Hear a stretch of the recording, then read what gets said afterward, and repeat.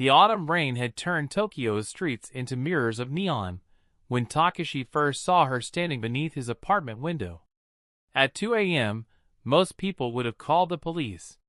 But something about her stillness, the way she stood perfectly centered in the falling rain without flinching, made him hesitate. She looked up. Her eyes caught the streetlight, flashing silver like mercury. Takashi's breath caught.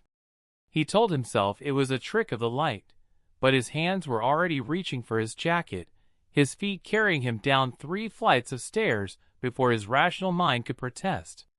"You?" she said when he emerged. Not a question. A statement of fact, as if she'd been waiting centuries and finally, here he was. "Do I know you?" The words felt stupid even as he said them. "You promised you would wait." Her voice carried an accent he couldn't place, something between Nordic frost and Eastern melody.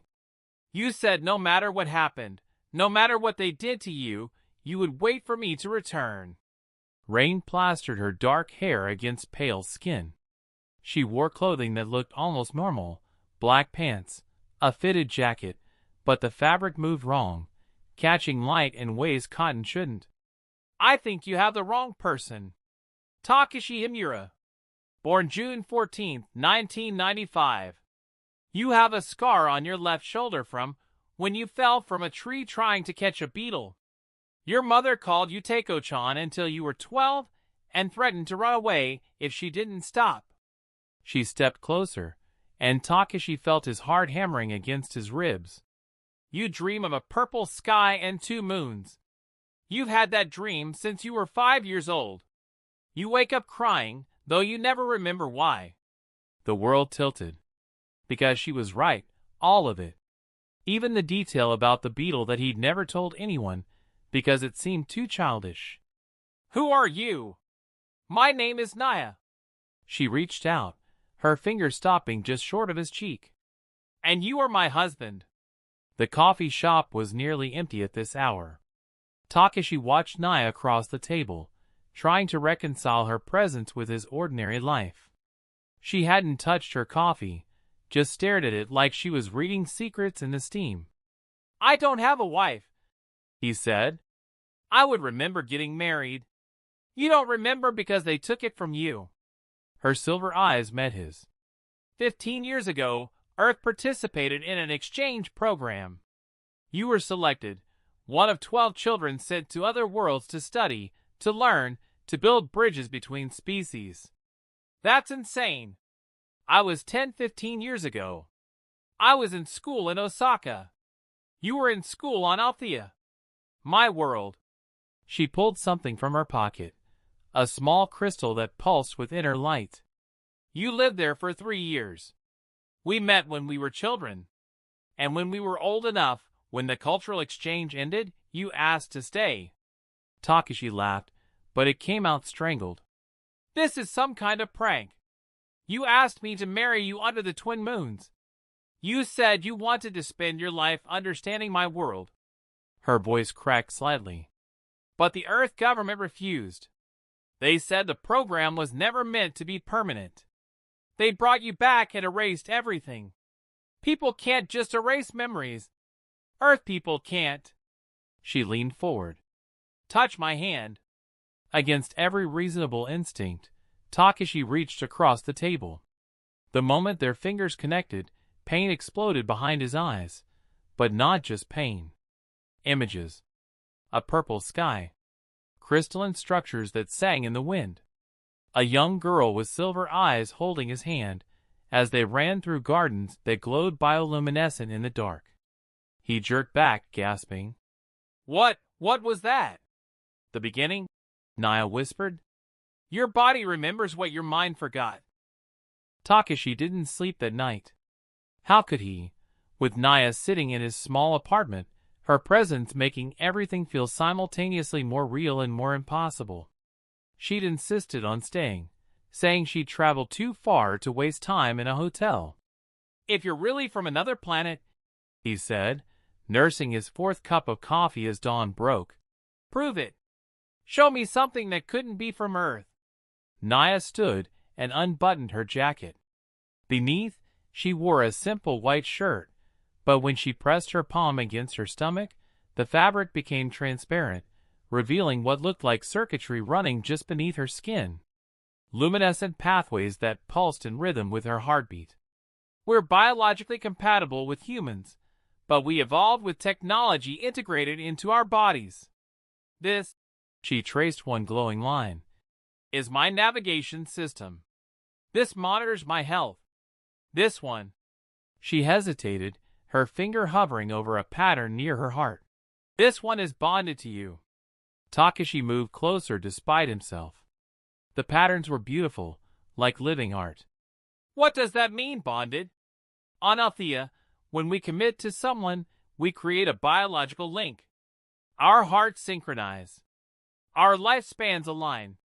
She looked up at him, and he realized how close they were standing. When they erased your memories, they couldn't erase this. Your body still recognizes mine. As if to prove her point, Takashi became aware of his own heartbeat. And hers. They were matching, beat for beat. This is impossible, he breathed. Touch me, she whispered. Really touch me. Let your body remember what your mind can't. His hand moved of its own accord, fingers tracing the glowing paths beneath her skin. They were warm, alive. Naya's breath hitched, and suddenly the air between them felt electric. The moment his palm pressed flat against her stomach, symbols erupted across his own skin. Takashi gasped, watching in horror and fascination as geometric patterns crawled up his forearm, glowing the same silver as Naya's eyes. What's happening to me? The bond is reasserting itself. Naya's voice was soft, almost reverent. She caught his wrist, holding it up to the morning light. These marks appeared when we married. They faded when your memories were erased, but they never fully disappeared. They've been sleeping under your skin for 15 years. I'm not human anymore. You're still human. But you're also mine. She brought his glowing wrist to her lips, pressing a kiss to the brightest symbol. The touch sent electricity racing through his veins. On Althea, we believe that love changes us on a cellular level. That truly knowing someone rewrites who we are. Takashi stared at his marked skin. He should be terrified. He should call someone, a doctor, the police, someone rational. Instead, he found himself pulling Naya closer. Show me more, he said. Show me what else I've forgotten. She smiled, sad and hopeful all at once, and took his other hand. This time, she pressed it directly over her heart. The memory hit like a tidal wave, him, younger, standing in a crystalline hall that stretched into infinity.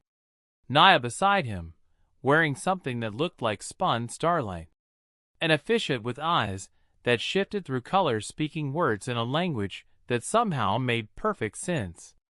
And him, Takashi, 13 years old and absolutely certain, saying, I choose this. I choose her. I don't care what Earth says. He came back to himself trembling. I was so young. We were children. On Althea, 13 is the age of choosing. And you chose. She cupped his face, thumb stroking his cheek.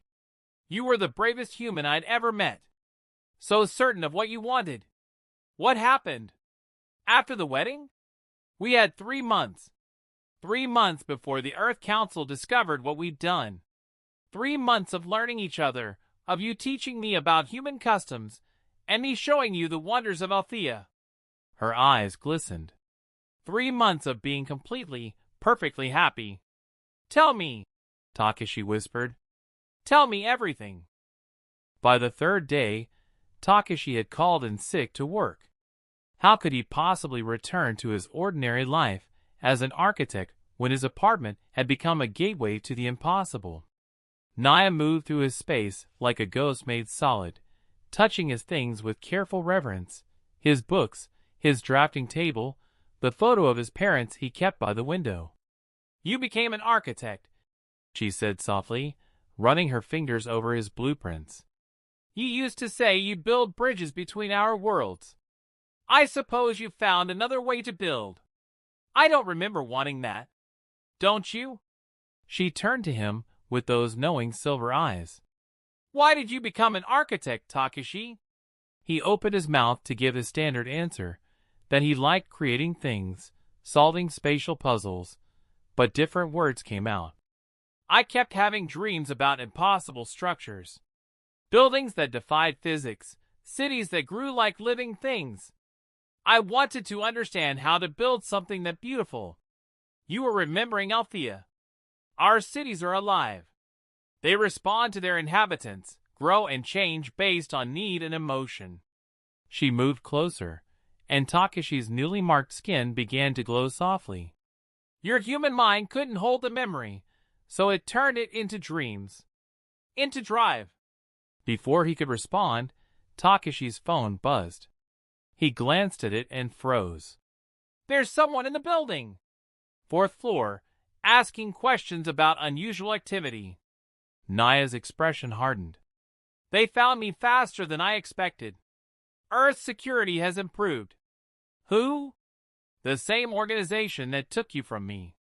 They monitor for extraterrestrial presence. She was already moving, gathering her things with practiced efficiency. They'll come for me. And if they discover you're bonded again, they'll take you too. Panic clawed at Takeshi's chest. Where will you go? Somewhere they can't track me. But Takeshi... She stopped, anguish written across her face. I have 72 hours before my biology gives out. After that, Earth's atmosphere becomes toxic to me without stabilizers I can't access here. I either restore your memories fully and complete the bond, or I leave. Forever. The weight of those words crashed over him. What happens if you restore my memories? I don't know, she admitted. The procedure could overwrite 15 years of human experiences. You might lose your life here, your friends, your work, your identity as Takeshi Himura. You'd remember being the boy who loved Althea more than Earth. And if you don't, I return home. The bond breaks completely. And in 3 months, maybe 4, my heart stops. She said it matter-of-factly, but her hands trembled. I should never have come. It was selfish. But I couldn't die without seeing you one more time, without you knowing that someone loved you enough to cross galaxies. Takeshi grabbed her shoulders. That's not fair. You can't tell me all this and then just leave. What's not fair is asking you to give up everything for something you don't even remember. Her composure cracked. You have a life, Takeshi. Friends who care about you, a career you built, a world you belong to. How can I ask you to throw that away for a wife you don't know? Then help me know you again. He pulled her close, felt their synchronized heartbeats, the warmth of her alien skin against his. We have 72 hours? Then give me 72 hours. Let me decide with all the information. Takeshi, I'm having dreams in languages that don't exist. I'm seeing your face in every crowd. My skin glows when you touch me. His voice dropped to something raw and desperate. You said my body remembers. Let it teach my mind. For a long moment, Naya just stared at him. Then she nodded slowly. We'll need to hide. I know a place outside the city, somewhere the scanners can't reach. It'll give us time. Then let's go. She kissed him then, not the tentative kiss of strangers, but something deeper, more desperate. Like she was trying to pour 15 years of longing into a single moment. Takeshi responded instinctively, his marked arms wrapping around her, pulling her closer. When they broke apart, they were both breathless. I've missed you so much, she whispered against his lips. I know, he said, and realized with shock that he meant it. Somewhere deep in his bones, he did know. I've missed you too. They packed quickly, essentials only. As they slipped out the back entrance, Takeshi saw 2 figures in dark suits entering the lobby. He didn't look back. The safe house was a traditional ryokan in the mountains, run by an elderly woman who took one look at Naya and asked no questions. Perhaps she'd seen stranger things in her long life, or perhaps she simply recognized the desperation of people running from something larger than themselves. That night, in a room overlooking a valley of autumn maples, Naya began to share what she'd kept locked away for 15 years. "Tell me about our wedding night," Takashi said softly. Naya's cheeks colored, a fascinating sight on her pale alien features. "You're certain you want to know?" "I want to know everything." She settled beside him on the futon, close enough that their marked skin hummed with proximity. "You were nervous. So was I. Despite all Althea's advancement, we still approach intimacy with reverence. Especially first bonds." "First bonds?" "When biological synchronization is established. It's intense. Life-altering." Her fingers found his, tracing the glowing symbols. "You asked me if it would hurt. I told you it would feel like becoming something new. Did it?" "Yes." She looked up at him, silver eyes reflecting the moonlight. "It felt like every cell in my body was learning to sing in harmony with yours. Like I could feel your emotions as clearly as my own. For the rest of our time together, I always knew when you were happy, sad, excited, afraid. Can you feel me now?" "Not clearly. The erasure damaged the pathways. But sometimes—" She pressed her palm over his heart. "Sometimes I catch echoes. Like right now, I feel curiosity, longing, and something that might be the beginning of remembrance." Takashi covered her hand with his own. "What else do you feel?" "Desire," she whispered. "The same thing I'm feeling." This kiss was different from the others, slower, deliberate, an exploration rather than a claim. Takashi's hands found the hem of her shirt, hesitated. Naya smiled against his lips and guided his hands upward. The bioluminescent patterns covered more of her body than he'd imagined. A constellation of light across her ribs, her shoulders, swirling down her spine. Takashi traced them with trembling fingers, watching how they brightened under his touch. "They respond to you," Naya breathed as his hands mapped her skin. "Only you. It's how our people show bonding. Our bodies literally light up for our chosen ones." "What about me?" He looked down at his own marked arms. "Do I light up for you?" In response, Naya pushed his shirt off his shoulders. More symbols had appeared since that morning, across his chest, his back, even tracing his collar bones. She pressed her lips to one, then another, and Takashi watched in fascination as each symbol she kissed glowed brighter. "You're beautiful," she murmured. "Even more than I remembered."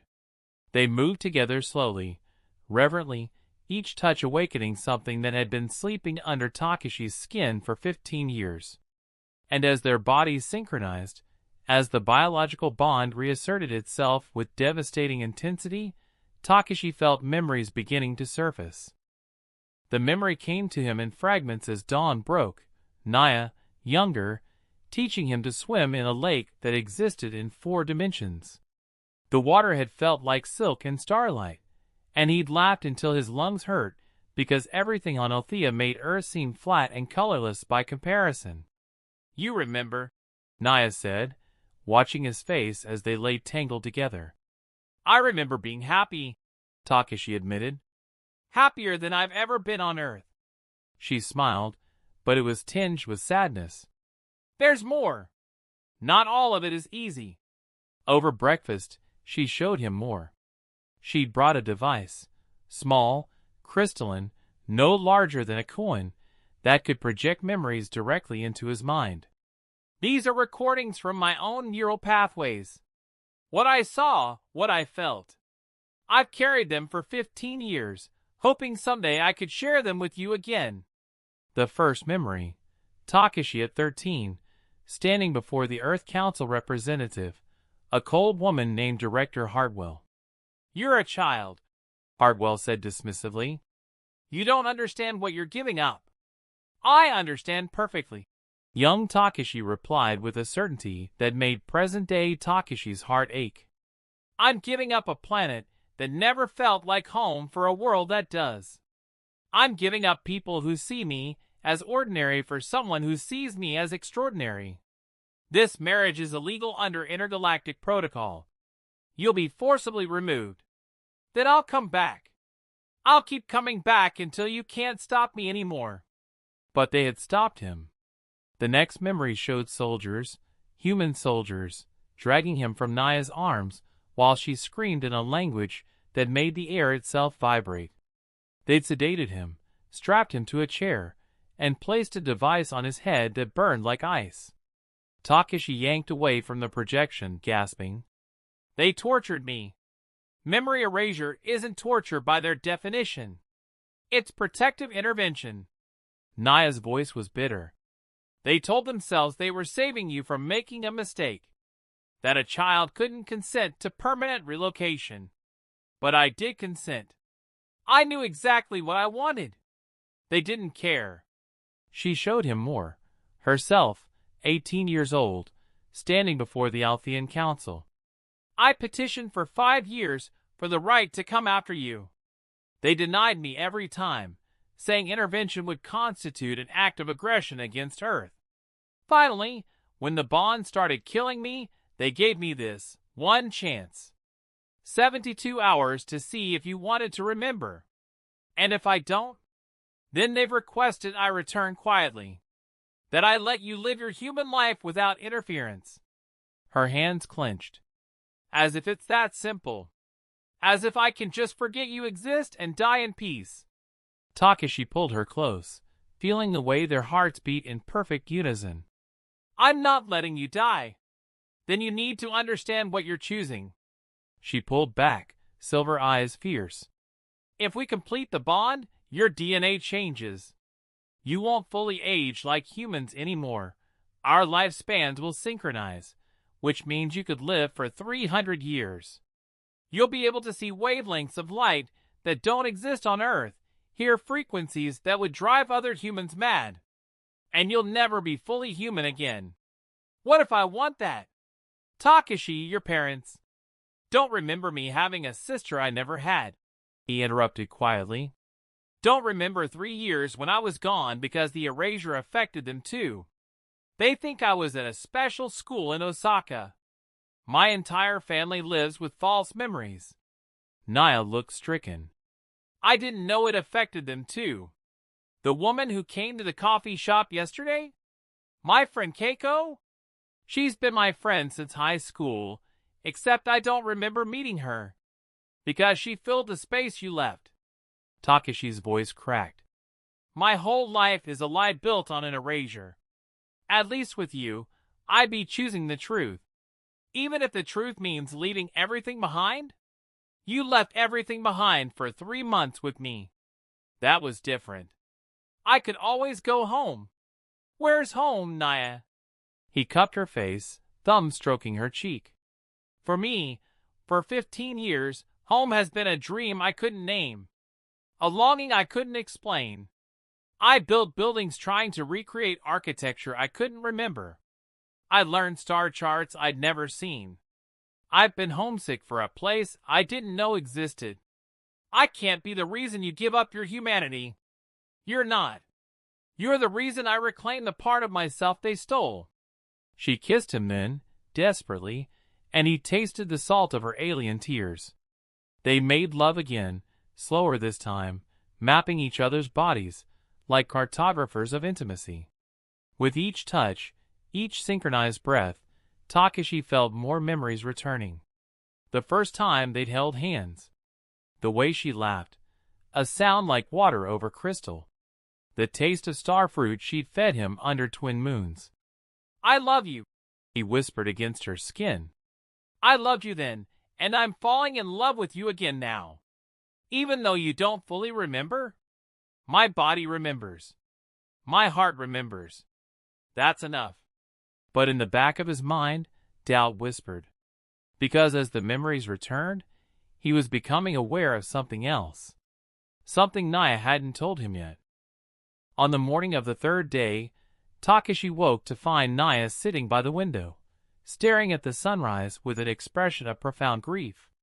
Her bioluminescent patterns were flickering, unstable in a way that made his chest tighten with instinctive fear. "How long do you actually have?" he asked quietly. She didn't turn. 6 hours. Maybe 7 if I'm lucky. After that, Earth's oxygen levels become too toxic for my compromised system. Then why are we waiting? Because there's something I haven't told you.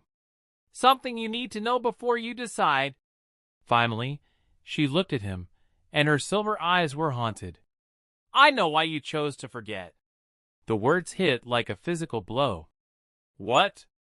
The memory erasure. It wasn't just the Earth Council. They gave you a choice, Takeshi. She stood, moving toward him with the careful grace of someone approaching a wild animal. They said they'd let you go, let you return to Althea, but only if I gave you up. Only if I released the bond and married someone else. I don't understand. Director Hartwell told you that our marriage was endangering both our worlds. That if we didn't separate, it would cause a diplomatic incident that could end the exchange program entirely. Hundreds of future children would lose the opportunity you'd had. Tears streamed down her face. She gave you an impossible choice. Keep me and damn everyone else, or let me go and save the program. Takeshi felt like the ground was disappearing beneath him. What did I say? You said... Her voice broke. You said you couldn't be the reason the bridge between worlds burned. That you'd rather forget everything than know you'd been selfish enough to choose love over hundreds of futures. No. The word came out strangled. No, I wouldn't. You did. And you asked me to let you. You begged me to support your choice, to not fight the erasure. She was sobbing now. So I did. I held your hand while they put that device on your head, and I told you I understood, and I watched you forget me in real time. And I've hated myself for it every day since. Takeshi couldn't breathe, because even without full memory, he recognized the truth of it. That desperate need to do the right thing, even when it destroyed him. That certainty that he couldn't be happy if his happiness harmed others. Why didn't you tell me? Because if I told you immediately, you'd make the same choice again. You'd sacrifice yourself to save some abstract greater good. She moved closer, taking his hands desperately. I needed you to remember us first. To feel what we had, what we could have again. I needed you to be selfish just this once. Was it all a lie? His voice came out hollow. The dying, the time limit. That part was true. The bond is killing me. But I didn't tell you that it's only killing me because you chose to let it. The erasure should have broken it completely, but you fought it somehow. Some part of you refused to let go, even when your conscious mind forgot. She gripped his marked arms, where the symbols glowed with desperate light. You've been calling to me across the galaxy for 15 years. These marks? They should have faded completely. Instead, they've been growing stronger, pulling me toward you. Takeshi pulled away, mind reeling. So what happens now? Do I choose to remember and damn the consequences? Do I let you die to preserve my noble sacrifice? I don't know. Naya wrapped her arms around herself. But you deserve to make the choice with all the information. Not as a child backed into a corner, but as a man who understands what he's giving up and gaining. What about what you want? What I want? She laughed bitterly. I want to be selfish. I want to complete the bond, restore your memories, and take you home to Althea where we can finally have the life we were promised. I want to stop being noble and sacrificing and doing the right thing, just for once. So let's be selfish. Takeshi. No. He moved toward her with sudden certainty. You know what I think? I think 13-year-old me was an idiot. I think I made a choice based on guilt and pressure and the weight of the whole damn world. And I think 15 years of living with half a soul has earned me the right to be selfish now. The exchange program was ended anyway, he said, and watched her face change. I did research yesterday while you slept. The program shut down 10 years ago due to funding cuts and political changes. My sacrifice didn't save anyone's future. It just took away ours. Naya staggered. No, that can't be. Director Hartwell lied to us. Or she believed what she was saying and was wrong. Either way, I gave you up for nothing. He cupped her face, feeling his marked skin pulse with light. So yes, let's be selfish. Let's complete the bond. Let's choose each other over everything else, because apparently choosing everyone else first accomplished exactly nothing. Are you sure? I've never been more sure of anything. Well, except maybe when I was 13 and proposed to an alien girl because she made me feel like the universe was bigger than I'd imagined. He smiled through his own tears. Restore my memories. Change my DNA. Take me home. I choose you, Naya. I choose us. She kissed him like she was drowning and he was air. Like he was the answer to 15 years of questions. They collapsed together, hands frantic, removing clothing, pressing marked skin against marked skin until their patterns aligned perfectly, a circuit completing itself. It will hurt, she warned. The full memory restoration, the biological synchronization, it's going to feel like dying and being reborn. I don't care. Do it.